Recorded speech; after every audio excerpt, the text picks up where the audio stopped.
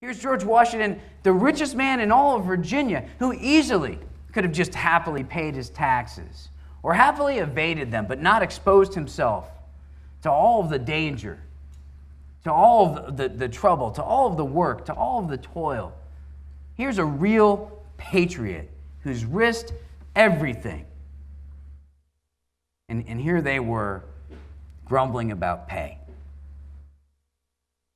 Washington at this moment, this is truly a moment when he stops the army from snatching defeat from the jaws of victory. And this is truly a moment where Washington saves the day, where Washington rescues this revolution from what he and the members of the Continental Congress had considered its greatest danger.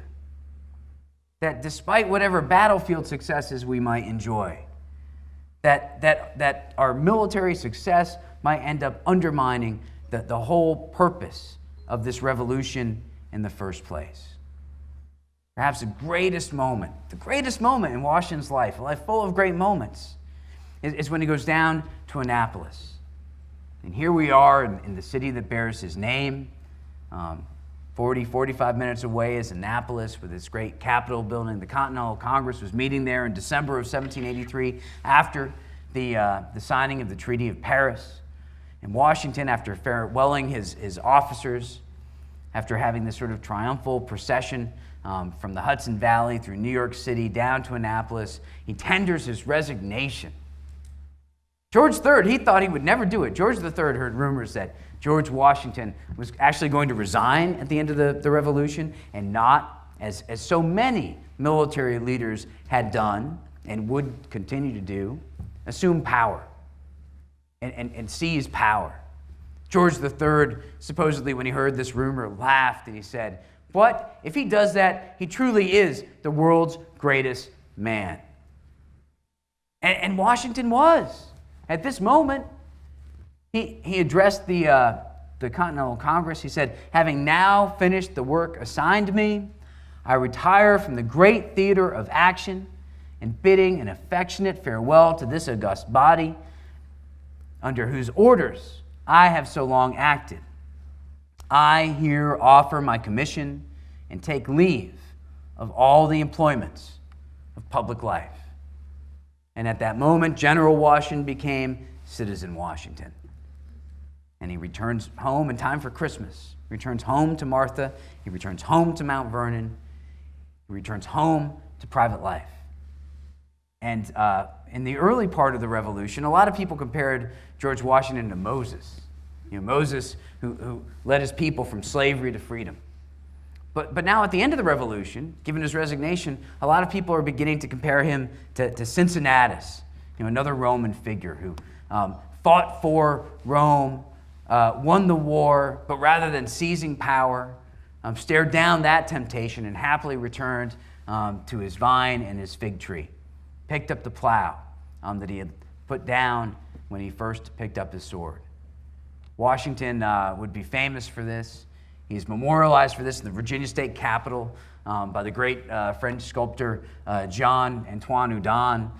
You see Washington there with his sword put away at his side, and his hand is a civilian walking stick. And behind him is a plow. He's gone back to the private life of a farmer. So George Washington is a man who would continue to answer calls to serve his country. His greatest possession, he's a rich man, but his greatest possession is his reputation. That's really what he wants to preserve. But he hazards that too. He hazards that when his friend, James Madison, issues to him an urgent call to preside over what is really kind of an extra legal body, the Constitutional Convention. In May of 1787, in Philadelphia, the people who gather together to draw up this new Constitution, of all the things that they need, what they need most is legitimacy. And what could engender legitimacy more than the presence of George Washington presiding over this assemblage, lending his credibility to it? Washington, of course, would be elected as our first president. a man who was not hesitant in expressing his great fear that his reputation would probably be not as strong when he left this office as when he began it. And he was probably right. I mean, Washington as president would have to make a number of controversial decisions.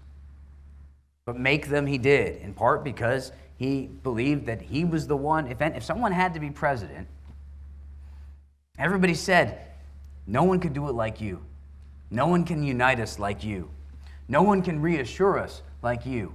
No one can be trusted like you. Because only you have looked at power, stared it in the face, and given it back to the people. Government is not about the accumulation of power. Not the government of our revolution. Government is about empowering people.